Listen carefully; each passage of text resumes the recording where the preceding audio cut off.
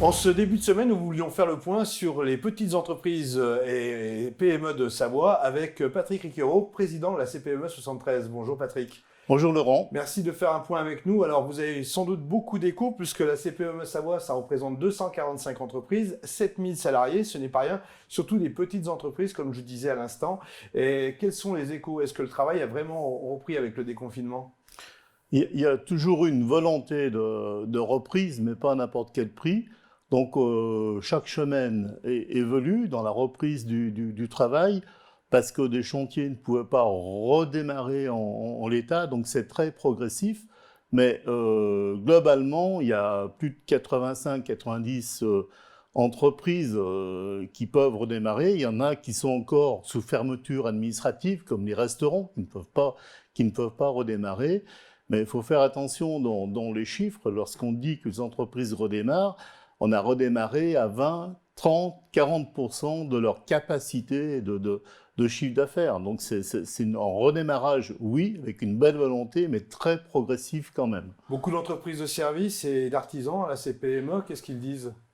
Alors la CPME, effectivement, c'est une fédération interpro, bien entendu, avec un panel de petites et moyennes entreprises. C'est la cartographie de la France, d'ailleurs. 98% des entreprises sont des petites et moyennes entreprises. La Savoie n'échappe pas à cette cartographie, et la CPME n'échappe pas non plus à cette cartographie, représentée par un ensemble d'entreprises, de commerces, de restaurateurs, de services, moins de 10 pour la plupart, avec à peu près 13% d'industriels, et à peu près 15% de BTP. Donc ce sont des entreprises avant tout patrimoniales, très implantées sur le territoire de la Savoie, avec des spécificités de la Savoie. La reprise des activités, Patrick Riquero, c'est la question la plus importante. Alors même si certaines ont redémarré, ces entreprises ont besoin de visibilité. Visibilité à l'égard de la situation sanitaire qui s'est éclaircie ces dernières semaines, visibilité aussi à l'égard de tous nos parlementaires, à l'égard de l'État. Comment peut-on reprendre aujourd'hui le mieux possible? Et pour cela, je rends hommage à l'État et au conseil départemental d'avoir créé une commission économique et sociale où on peut en tout cas s'exprimer, et on a besoin de beaucoup de pédagogie pour expliquer le mode de fonctionnement de nos entreprises qui n'étaient pas acquis au départ. J'imagine que les entreprises se parlent entre elles et c'est comme ça qu'on se réinvente finalement. C'est par les petites idées des uns et les grandes idées des autres. Alors non seulement les entreprises se parlent entre elles, mais les fédérations de tous les départements se parlent aussi entre elles, heureusement.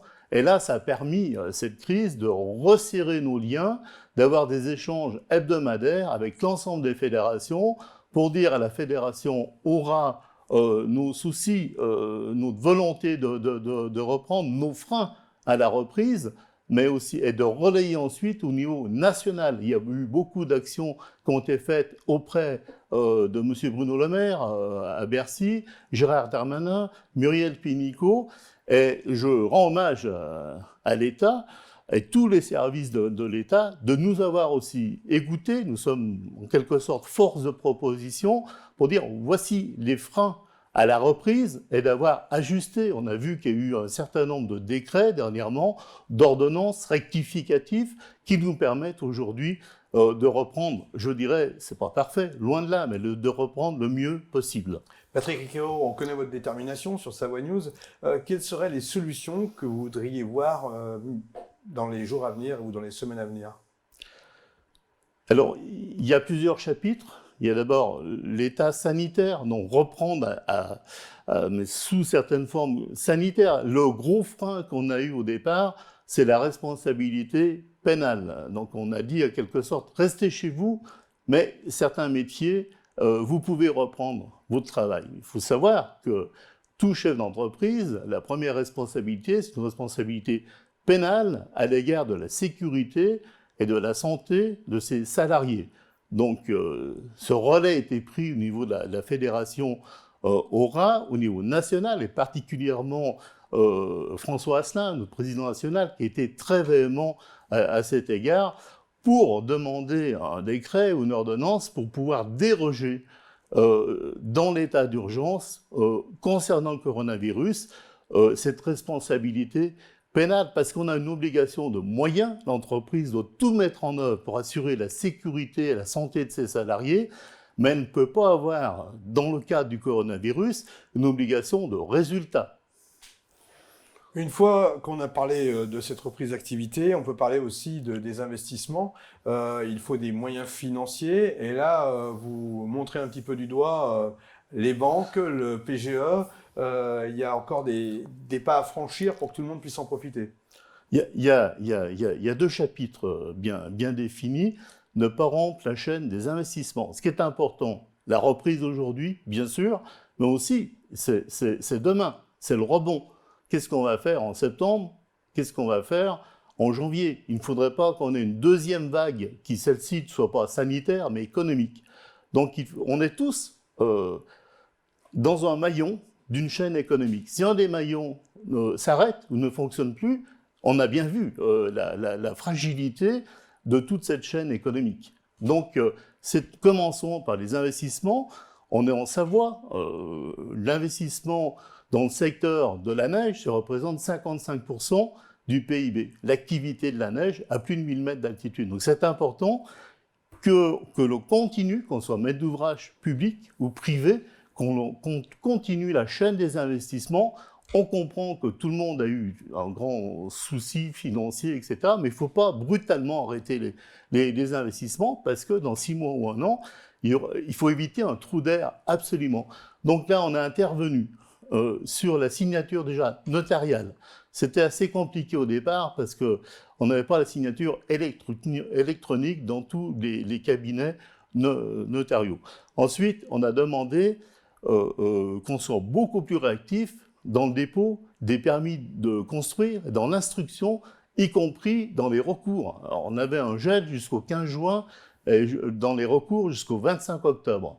C'était pas supportable, absolument pas, parce que si on gèle pendant 6 mois, encore une fois, on va avoir un rebond qui va être très compliqué. Et vous sentez que l'administration avance? En tout cas, on voit que le département, la région va aider les entreprises. Oui. On sent quand même qu'il y a un soutien collectif. Oui. Alors là, faut être clair. Moi, franchement, j'ai pris acte de leur écoute. Tout le monde fait au mieux, au prorata de l'avancement, je dirais, pour effectivement, il y a eu plusieurs décrets, plusieurs ordonnances qui ont réduit l'instruction des permis, l'assouplissement aussi des appels d'offres, parce que on est dans une phase où les nouveaux conseils municipaux ne sont pas installés, le deuxième tour étant pas acté. Cela aussi, il faut continuer de lancer les appels d'offres, parce que, encore une fois, si plus rien ne se passe, on sera tous touchés, le commerce, les restaurants, etc.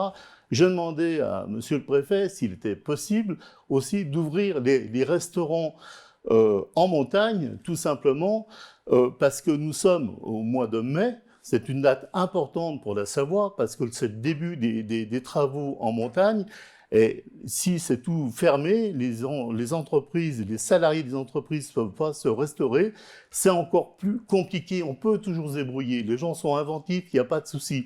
Mais faisons en sorte de faciliter au mieux. Mais je vous rejoins, Laurent, en disant que ce soit l'État, la région, les élus, le conseil départemental, les maires, tout le monde est très attentif à faire le mieux possible. Voilà, c'est pas ce qu'on a fait, c'est simplement des remarques constructives. C'est pas un jugement. On est tous d'accord de l'état dans lequel nous sommes. Ne baissons pas les bras. L'heure est à la communication, la solidarité et à la résilience. On parlait de PGE, j'essaye de vous lancer sur ce sujet en tout cas. Toutes les entreprises de la CPME ont pu obtenir leur prêt sans difficulté? Non. Le PGE, c'est un très vaste chapitre. Le PGE, c'est un prêt garanti de l'État. C'est un prêt de trésorerie. Ça s'est jamais vu à ma connaissance. Et c'est important de faire ce prêt si effectivement, eu égard aux 2 mois qu'on vient de passer, l'entreprise, le commerce, le restaurant se trouve à court de trésorerie. Je comprends bien, c'est bien légitime. Qu'est-ce qui manque aux entreprises pour obtenir ce prêt dans les cas que vous avez observés? D'abord, c'est la culture bancaire. Les commerçants, les restaurateurs, les entreprises de services dont nous avons de nombreux adhérents au sein de la CPME, n'ont pas cette culture bancaire. Simplement, ils ont plutôt une culture de crédit interfournisseur. Donc, c'est pas le bon plan aujourd'hui. Parce qu'il faut payer ses fournisseurs, sinon on freine aussi l'économie. C'est impératif de demander ce prêt qui est garanti à 90% par la BPI.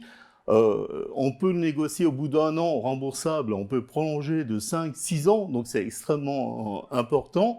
Et ça permet en tout cas de donner de l'oxygène tout de suite pour repartir. Il y a un peu plus de flexibilité quand même. Oui, il y a beaucoup de flexibilité.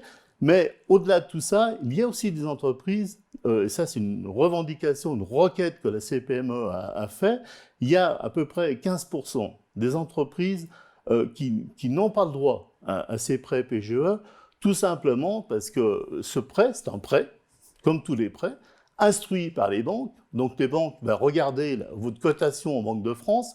Si vous êtes déjà 5 ou 5+, ça va être compliqué. Et si vous n'êtes pas en capacité de rembourser ce prêt, effectivement, ça va être bloqué. Mais ça ne veut pas dire que l'entreprise est en cessation de paiement. Ça veut dire qu'à un moment donné, comme toute la vie dans une entreprise, vous pouvez avoir une situation financière un peu difficile. Malheureusement, si elle tombe maintenant, c'est la double peine. Et là, vous n'avez plus droit à rien. Pour reprendre l'expression du président Macron, effectivement, il faut laisser personne au bord de la route. C'est pour ça qu'on est monté au créneau, niveau fédération aura, fédération nationale, pour dire ces entreprises-là qui représentent globalement en France 15%, c'est-à-dire 400 000 entreprises. Donc ces 400 000 entreprises, il ne faut absolument pas qu'elles tombent, entre guillemets. Donc là, on a pu reprendre un financement différent, passant par la Banque de France avec ce qu'on appelle la médiation des crédits. Donc il faut que ces adhérents puissent revenir vers nous et ensuite, c'est une bonne co-retransmission avec la Banque de France, avec laquelle on a vraiment une très très bonne relation. Pour finir cet entretien, on va parler de l'avenir un petit peu. Parce que là, on est sur du factuel, mais il faut se projeter, et c'est compliqué de se projeter avec des nouveaux codes, et surtout une économie qui est très instable. L'avenir, je l'évoquais tout à l'heure, d'abord, il ne faut pas rompre la chaîne des investissements, il ne faut pas baisser les bras. Il faut toujours tirer les enseignements positifs d'une situation très, très compliquée. Là, ça a permis de resserrer les liens, d'abord au niveau des fédérations avec l'ensemble des parlementaires, l'ensemble des élus. Ça a permis de démontrer que finalement, on parle toujours du CAC 40, de l'industrie, etc. On a vu que finalement, la France est un ensemble de petites entreprises. On voit bien à l'égard du BTP, des commerçants, des restaurants, lorsque un des maillons est rompu, toute la chaîne économique s'arrête. Donc là, peut-être reconsidérer les PME, les petites entreprises, travailler différemment. On a bien vu les visioconférences qu'on peut développer, le télétravail, mais le télétravail a des limites aussi, il faut être prudent, etc. Cela nécessite aussi, et là auprès des élus, ça fait des années que je dis que la fibre optique, il y a beaucoup de retard en Savoie. Vous savez, Laurent, fin du 19e, début du 20e, les entreprises choisissaient des territoires industriels s'il y avait le train, si c'était desservi par le train. Aujourd'hui, les entreprises viennent s'installer ou partent des zones industrielles s'il y a ou non la fibre optique, parce qu'aujourd'hui, sans Internet, on peut être pour, contre, tout ce que vous voulez, c'est un élément de vie de l'entreprise, 24 heures sur 24, 7 jours sur 7, et j'en ai connaissance où il y a encore beaucoup de zones blanches avec des débits très très très compliqués. L'installation était plus longue que prévu dans certains quartiers et dans certaines agglomérations, en effet. Joker. Patrick Riquero, merci d'être venu sur le plateau de Savoie News et à très bientôt pour vivre au rythme de la CPME 73. Merci à vous.